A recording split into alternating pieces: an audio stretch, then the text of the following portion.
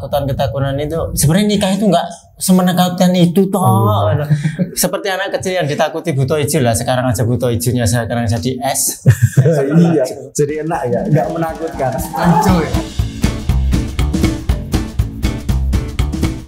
Assalamualaikum warahmatullahi wabarakatuh, sahabat hijrah yang semoga dimuliakan oleh Allah Subhanahu Wa Taala. Dan alhamdulillah Langkah Pemuda Hijrah hadir kembali di layar laptop atau HP panjenengan semua. Ini kita kembali ke acara ngobrolin pemuda Islam masa kini. Seduh kopimu, mari ngobrol bersama aku.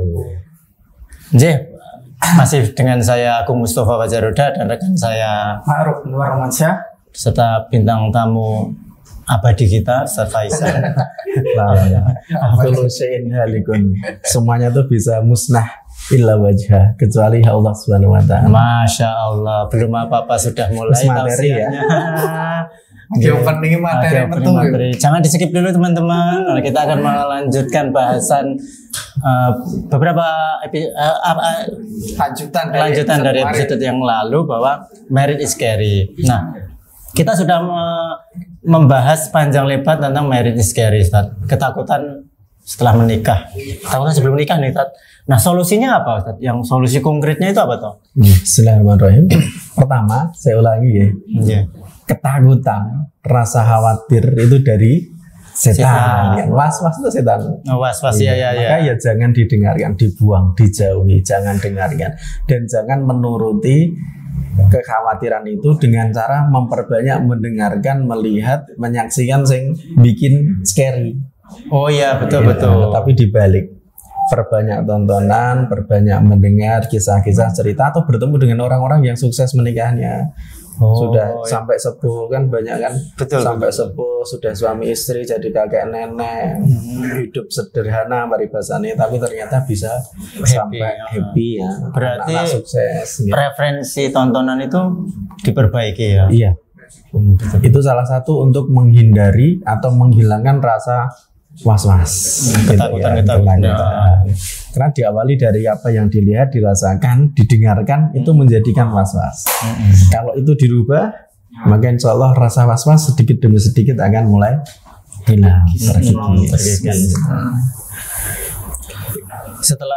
Setelah apa itu namanya, kita melakukan referensi apa itu, berarti solusi apa lagi, Bang? Itu tadi satu. Oh ya, tentunya tiap dari kita atau dari orang yang mau menikah, ya kita juga yang sudah menikahi juga itu mencari bekal ilmu. Karena rumah tangga itu seperti bahtera yang berlayar di sebuah samudra. Mulai naik sampai berlayar sampai garis finish itu maka perlu skill, life skill, perlu ilmu nih bahasanya kita ya. Perlu ilmu, perlu bekal, dan sebaik-baik bekal itu adalah takwa. Agama. Jadi kalau calon suami itu ngerti agama, calon istri ngerti agama, insya Allah ketakutan akan hilang. Karena secara sekilas itu tahu calonnya ini dia orang yang baik, calonnya ini ngerti agama, maka ketakutan akan hilang. Tapi kalau tidak tahu agamanya bagaimana, akhlaknya bagaimana, maka ya muncul kekhawatiran tentunya. Kan seperti itu. Nah, tentunya juga mencari ilmu harus dilanjutkan dengan mengamalkan. Tidak sekedar cari ilmu aja. Betul. Cuma tahu aja tapi nggak dipraktekkan. Ibarat gini.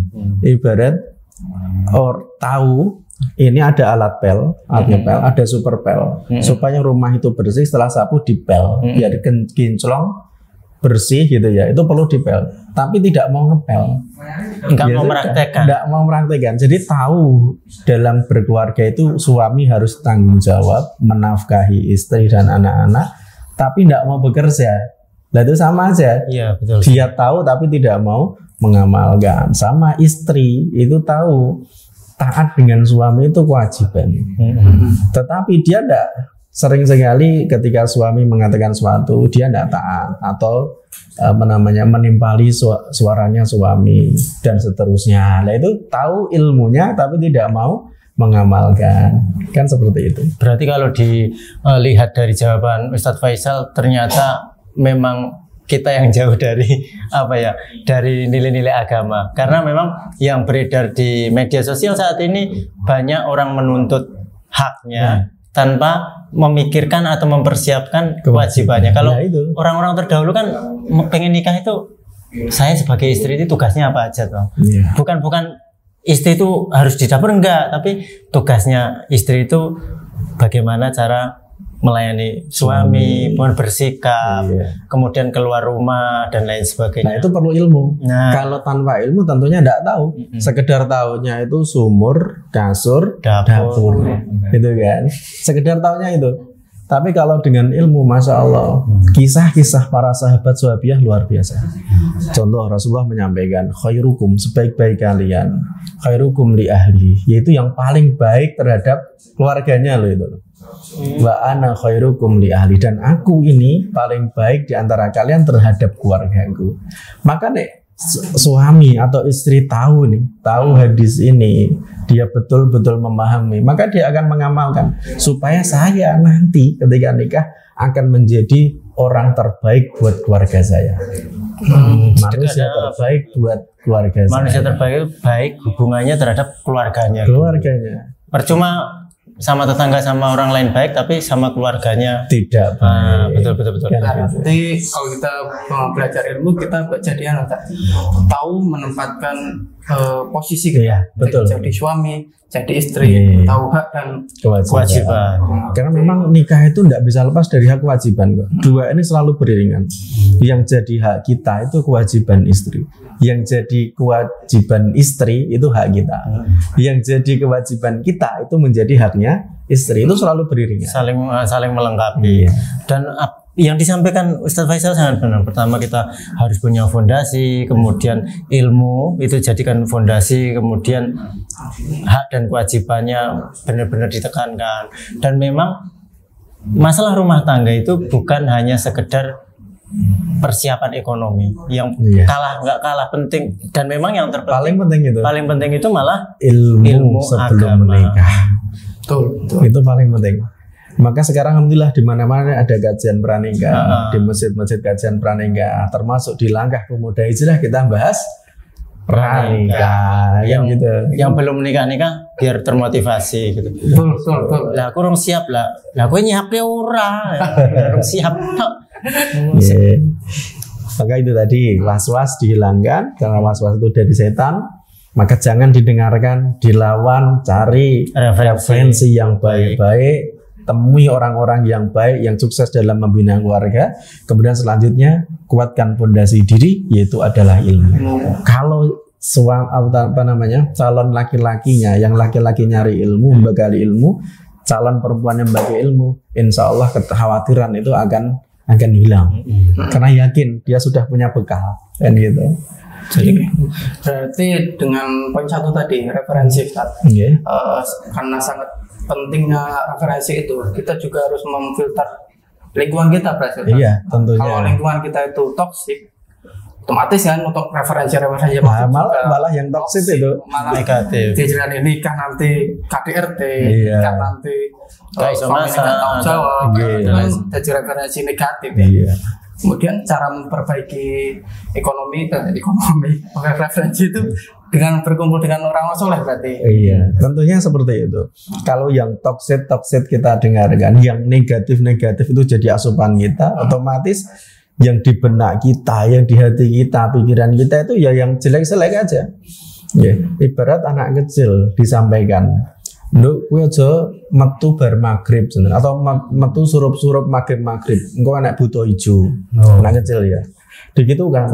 Dia nanti lama-lama kelamaan tidak berani keluar rumah setiap mau maghrib gara-gara apa? Buta ijo. Gitu kan. Itu anak kecil. Lah, orang dewasa pun secara tidak langsung sedikit demi sedikit ketika ada informasi yang buruk maupun yang positif memasuki seseorang, itu akan menguatkan pribadinya, mempengaruhi dirinya. Sadar atau tidak sadar. Kalau yang masuk asupan negatif akan menjadikan energi negatif bagi dirinya. Jadi gambarannya elek semua, nikah itu nggak enak. Suami itu, saya bekerja kok harus membagi nafkahi istri, nafkahi anak gitu. Yang istri juga nggak enak kok, nikah saya hamil punya anak, didik anak, bersih-bersih rumah, yang laki-laki enak cuman kerja aja. Saya nggak gitu bisa ngurus diri, dasteran, nggak skincarean, nggak skincare dan lain sebagainya. Bener. Body ini jadi apa itu ketakutan itu sebenarnya nikah itu nggak semenakutkan itu toh. Seperti anak kecil yang ditakuti buto hijau lah, sekarang aja buto hijaunya sekarang jadi es. Iya, jadi enak ya, nggak menakutkan. hijau ya. Makanya bener apa yang disampaikan Ustaz tadi.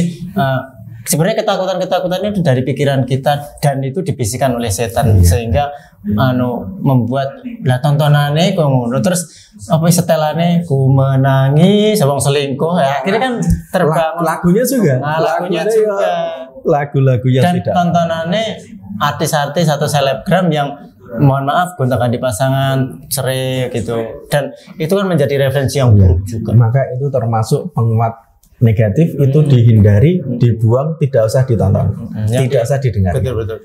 Yang ditonton yang baik, nikah bahagia, kemudian cara menghadapi problem gitu berarti.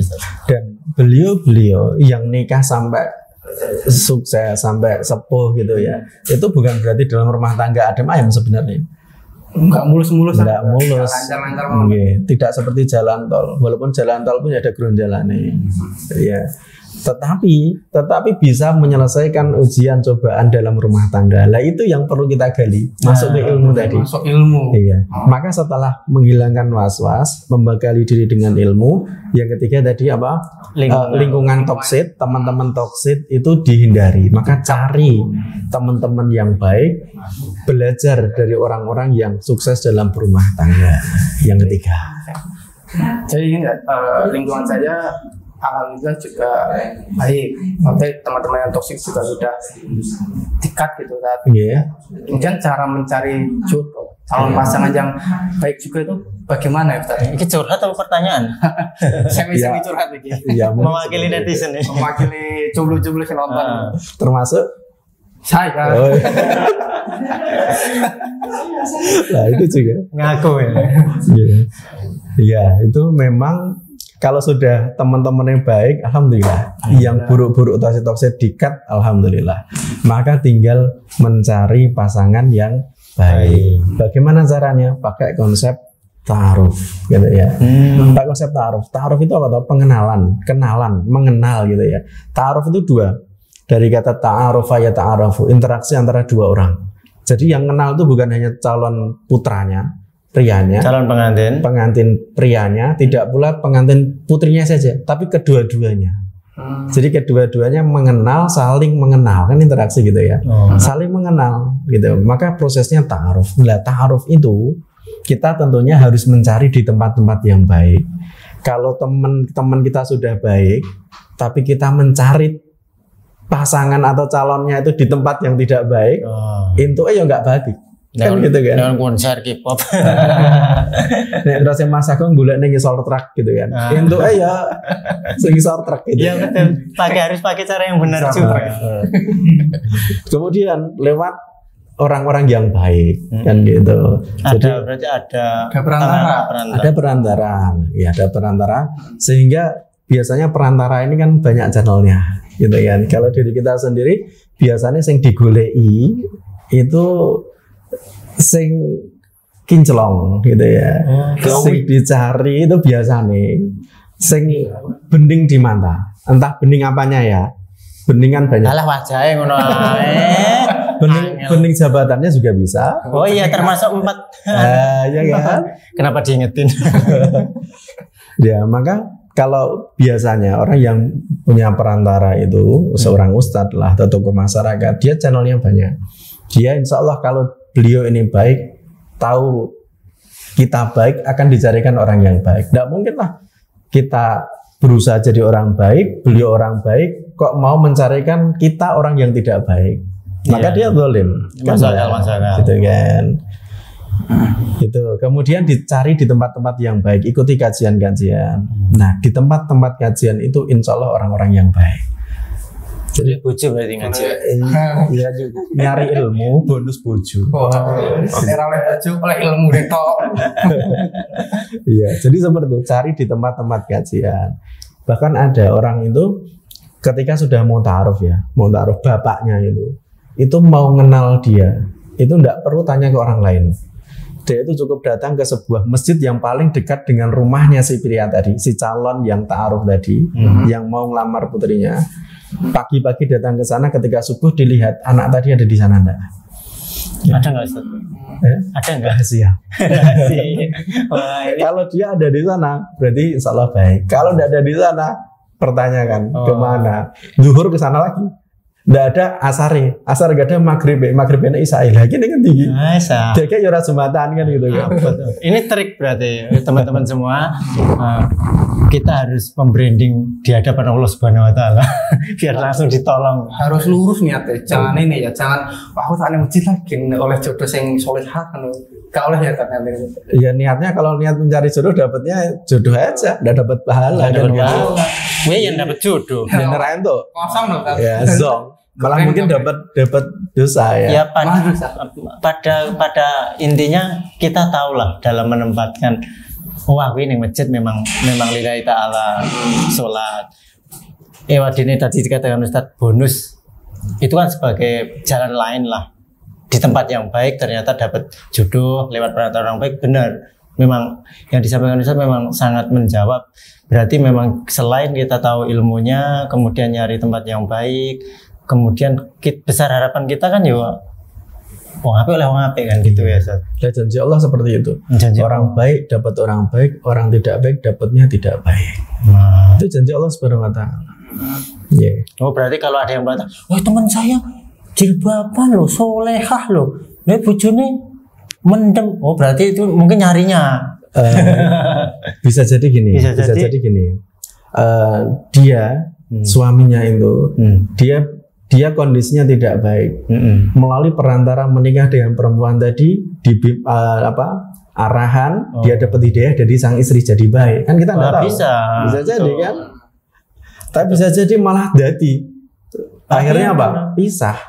Berarti dia itu bukan jodoh terbaiknya. Maka orang baik ketemu tidak baik ya nggak jadi. Maka bukan jodoh. Yang baik nanti akan diganti oleh Allah menjadi yang tidak baik tadi, diganti oleh menjadi yang baik, kan seperti itu. Betul, di media sosial lagi rame apa itu, jangan berharap setelah menikah itu akan menjadi pribadi yang lebih baik. Misalkan mohon maaf di luar sana kan bahasa pasaran, terus bahasa apa itu PDK, apa itu teman-teman tapi UHTS dan lain sebagainya itu sebelum nikah sudah selingkuh dan sebagainya. Jangan berharap setelah nikah itu akan berubah. Rodok angel lah gitu. Ya, itu sudah jadi karakter. Betul. Sebelumnya saja sudah tidak baik, setelah dapat ya cenderungnya tidak baik. Tapi ya bisa jadi baik juga bisa. Alam. Tapi ya itu kalau sudah jadi karakter repot itu. Repot. Dan ayolah cah nom-nom cah saiki baik putra maupun putri, ngopo sih kita nyari yang belum jadi susah, mending nyari yang sudah jadi lah ya. Iya. Nanti kamu habis nikah nggak bisa kiroah bareng, yang satunya masih kiroah 2 sesabar itu kalian mau ngajarin alif ba ta. Dan tidak semudah itu. Tidak semudah itu. Ada salah seorang aktivis di daerah timur sana ya. Dia aktivis kampus, aktivis agama di masyarakat, dia aktif. Ketika itu dia mau nikah, ternyata dia menikah dengan salah seorang perempuannya. Perempuannya itu tidak pakai jilbab. Oh, belum pakai hijab.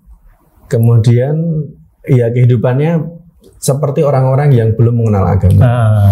Dia dekat dengan perempuan ini tadi, padahal si pria ini dia orangnya aktivis. Baiklah. Baik, aktivis, dia aktivis masjid, aktivis kajian dan seterusnya. Nyari tantangan ini. Iya, ketika bertemu dengan salah seorang ustadz, loh, kamu kok mau menikah dengan itu? Jawabannya apa? Saya ingin membimbing dia menjadi pribadi yang lebih baik. Masya Allah. Terus.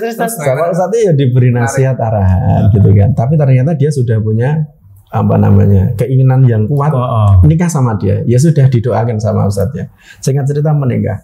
Sehari 2 hari baik, seminggu 2 minggu baik, 1 tahun 2 tahun ternyata belum mau pakai hijab. dan seterusnya sampai bertahun-tahun belum mau pakai ijab. Akhirnya dia bertemu dengan ustaznya tadi sambil Ustaz, repot nih Ustaz.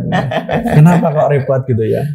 Ternyata saya ingin nikah sama dia itu ingin bimbing dia. Ternyata Allah kabulkan. Saya bimbing dia sampai hari ini gitu ya.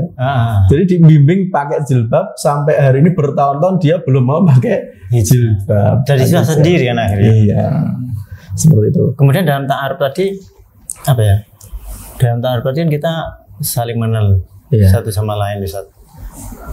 Memang kalau saya udah nanti ada 4 hal yang perempuan itu hadis Nabi. Hadis Nabi ya. Tunkahul mar'ah wanita itu dinikahi 4 hal, termasuk laki-laki. Jadi laki-laki maupun perempuan itu dinikahi karena 4 hal. Ya, 4 hal. Orang nikah itu menikahi perempuan itu karena 4 hal. 4 hal ini. Bisa salah satunya, bisa salah 2, salah 3, bisa semuanya. Ada yang nikah perempuan, kata Rasul nikah perempuan itu karena 4 hal. Yang pertama, 5 liha, karena harta. Suke. Anak zaman sekarang gitu. PNS. Gitu ya. Karena harta gitu ya.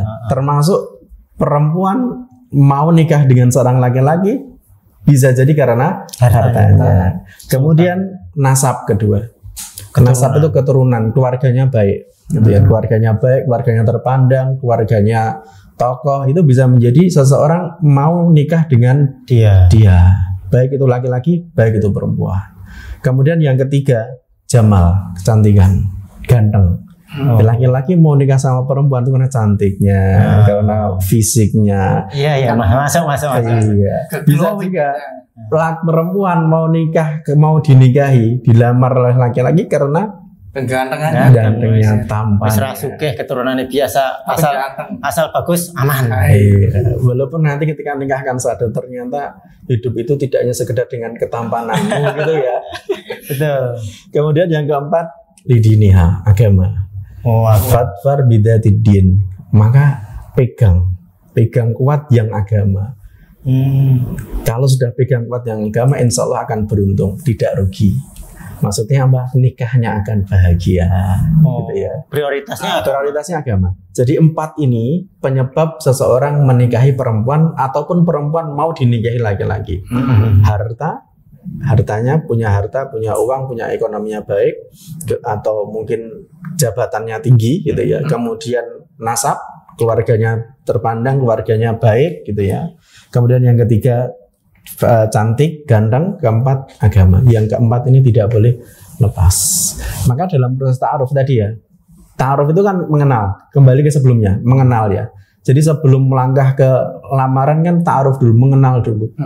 Nah, salah satu rumus seperti bapak tadi nyari di masjid itu ingat hadis Nabi SAW, bahwasanya seseorang itu, agama seseorang itu terikat dengan temannya, teman dekatnya. Bestinya. Temen nongkrongnya sapa? Nongkrongnya dengan gitu kan. Nek nongkrongnya tidak baik, ya itu mencerminkan dia. Jadi tidak perlu tanya ke orang lain, tidak perlu tekok ke tonggone gitu ya. Tapi lihat aja teman nongkrongnya siapa. Kalau nongkrong di masjid, nongkrongnya di majelis taklim, nah itu sudah berarti menggambarkan agamanya dia baik, akhlaknya dia baik. Ya, masuk. Kan gitu. Nah, maka kembali kita di agama itu jangan sampai lepas. Yang keempat. Berarti ini menjawab standarisasi TikTok, standarisasi media sosial bahwa apa itu namanya nikah itu harus yang perfect dan lain sebagainya. Perfect agama.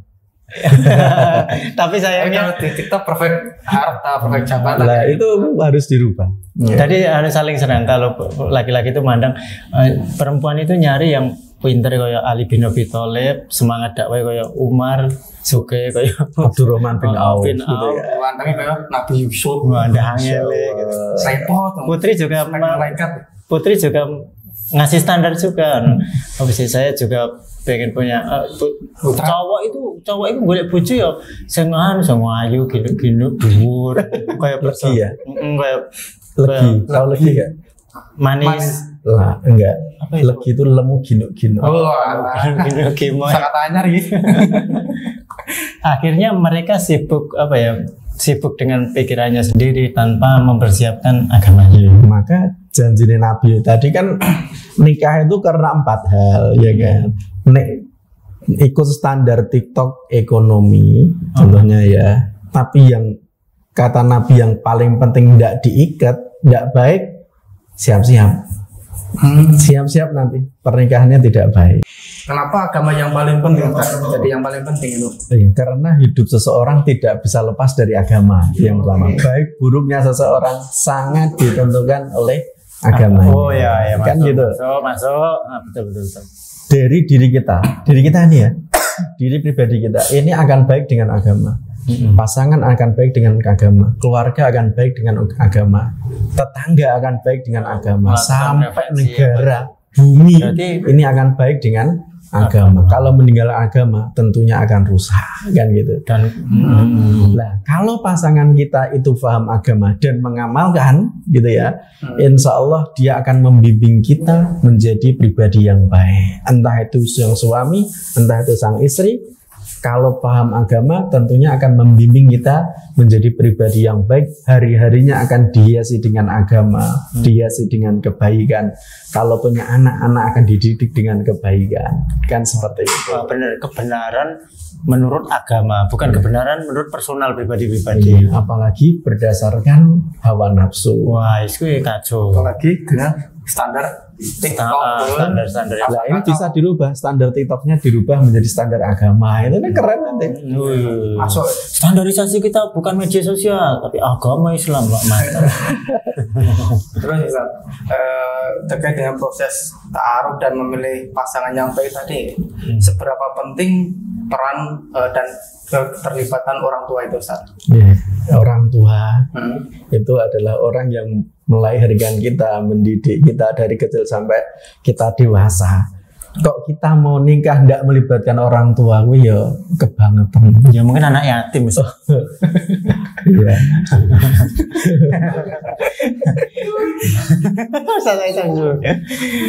Ya, berarti penting berarti. Masya Allah, paling penting. Ya. Jadi dalam segala hal itu kita harus melibatkan orang tua. Mau melangkah bisnis, libatkan orang tua. Apalagi nyari pasangan kan gitu. Mau nyari pasangan, libatkan orang tua. Kenapa? Karena orang tua kita nanti akan jadi orang tuanya calon yang akan kita nikahi. Oh ya, masuk. Gitu ya. Ya, masuk. Dan orang tuanya dia itu jadi orang tua kita. Kan gitu. Maka kita libatkan orang tua. Kita minta arahan orang tua, bimbingan orang tua, nasihat, arahan gitu. Lah biasanya orang yang mau nikah itu sudah ketahuan ke orang tua itu udah mencium kok iki rada beda. Ambu-ambune dek wis rata wadis sering ngadu. Nah, gitu harus kelihatan. Senang mau buku pranikah iki. Sering nonton podcast ini ya. Selama selawetan ora tau cukur bareng cukur. Pengalaman kayaknya. Enggak. Teman saya. Nah, gitu. Maka orang tua sangat penting. Nah, misal nih. Misal Mas Ma'ruf sendiri calon, sudah punya gambaran contohnya. Sudah punya gambaran, sampaikan ke orang tua. Jadi jangan melangkah dulu, sampaikan ke orang tua. Orang tua meridhoi, gas. Orang tua belum meridhoi, ngobrol dengan baik, komunikasi dengan baik dengan orang tua supaya orang tua itu mau dijelaskan lah. Iya. Jadi jangan sampai melangkah tanpa ridho orang tua. Karena ridho Allah fi ridho walidain. Ridhonya Allah ada pada ridho orang tua. Murkanya Allah ada pada murkanya orang tua. Ketika kita menikah tanpa ridho orang tua tidak setuju, tidak merestui. Coba kita bayangkan bagaimana nanti rumah tangga itu ya. Orang tua mesti nggak seneng sama calon yang akan kita nikahi. Gitu, mesti nggak seneng. Sampai paribasannya dua anak bisa jadi nggak seneng. Iya. Harusnya punya putu seneng malah nggak seneng. Bukan menantu yang diharapkan. Maka perlu komunikasi yang baik, minta arahan, bimbingan, doa, restu orang tua. Iya betul. Yang saya tangkap dari Ustadz Faisal, kita mau masuk ke jenjang pernikahan, mau bangun keluarga, jangan sampai keluarga kita yang sudah keluarga kita sama orang tua itu jangan malah kita mau membangun kok malah di sini roboh. Artinya benar-benar harus saling saling support lah. Apalagi ada keriduan orang tua itu nanti akan semakin enak. Orang tua ridho, keluarga ridho, adik-adik, kakak-kakak ridho. Melangkahnya sudah senang. Kalau melangkahnya berat hati ya tentunya kan jadi tidak baik. Betul. Oke, sekian sudah ya Ustaz ya. Ini itu dulu bahasanya sudah sampai ke ta'aruf dan proses. Jadi teman-teman semua bisa langsung satset praktekan lah gitu. Ya pada intinya gini, marry is scary itu sebuah ketakutan yang wajar karena memang keadaan lagi single, kemudian mau melakukan kebaikan, ada bisikan-bisikan dari setan yang disampaikan Ustaz Faisal Was-was tadi. Maka benahi referensi, benahi masukan-masukan, cari referensi yang positif-positif bahwa nikah itu bagian daripada sunnah, bagian daripada umatnya Nabi Muhammad SAW. Bagaimana kita nikah itu membangun membangun keluarga dan kita berkeluarga, nikah itu belajar seumur hidup, ibadah yang panjang, perlu persiapan yang panjang juga ya Ustaz ya. Tentunya. Terima kasih Ustaz Faisal atas ilmunya, semoga bermanfaat untuk kita semua, menjadi amal jariah. Terima kasih Mas Ma'ruf dan rekan-rekan semua yang telah menyimak video pada hari ini. Semoga bermanfaat untuk kita semua. Kita sudah tahu ilmunya, tinggal kita praktekkan. Sekian yang dapat kita sampaikan. Assalamualaikum warahmatullahi wabarakatuh.